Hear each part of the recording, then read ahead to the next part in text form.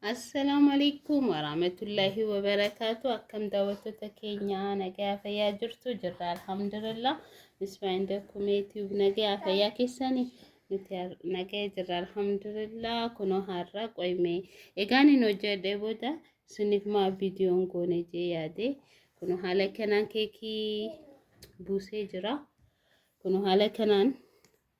كريمة سجدي جرا لا كريمة ما شاء الله تي لا بريدة kuno kana damo kalara fi dikora kana niti godaddu kuno hala kana fakkata keeki kana wa barbaaddan akkatti hojjadde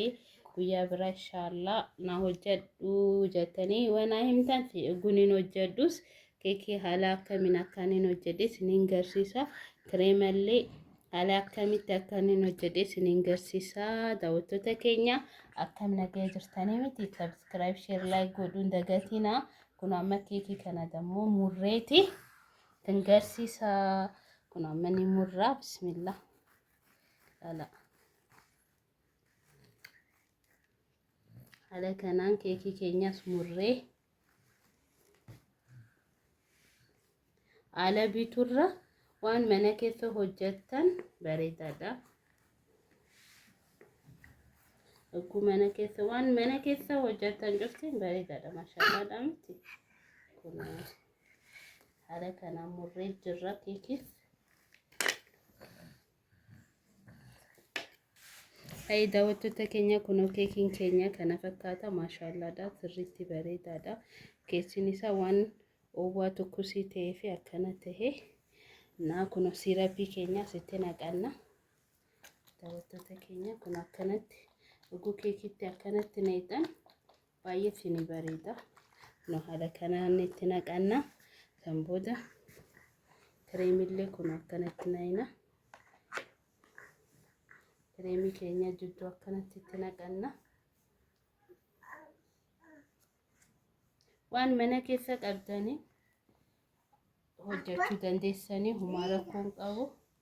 وان منو ما كيف جروني انو اما كنو وان منو ما كيف جروني وجهتو جرا داوتو تكينيا اسنس وان منا كيف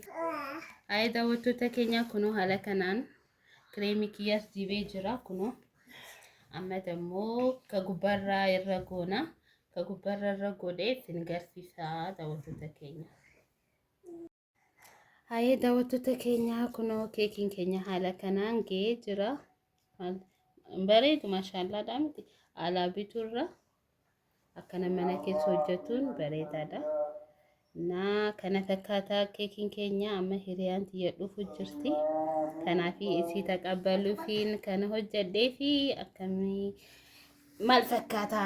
akkamii gulatame maashaallah daamti hin bareedu ana ግን ጉላሉ ማሻአላ ዳስኔ አከ ላልተኒቲ አይ daawwattoota keenya kuno hala kana fakkaata lala bareedaadha anaaf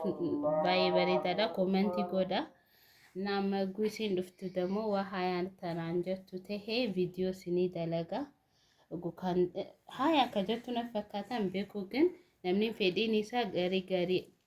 barbaadu viidiyoo seenu kana jettan beene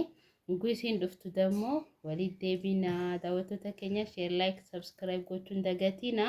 daawwattoota keenya amma ramadaaniinis gahuu jira warra qalabachuu barbaadan warra maatii keessan surprise godhachuu barbaadan waan feeta meeshaa ramadaanaa ta'uu cufa nu biranii arkama dawwalu bichaadha silkii keenya ni beetanii taapinaa lalallee sinifi maxxansina na baqama kana fakkaata daawwattoota keenya kanumaan sinni wajjimee haadala gujeeti assalaamu alaykum warahmatullahi wabarakatuh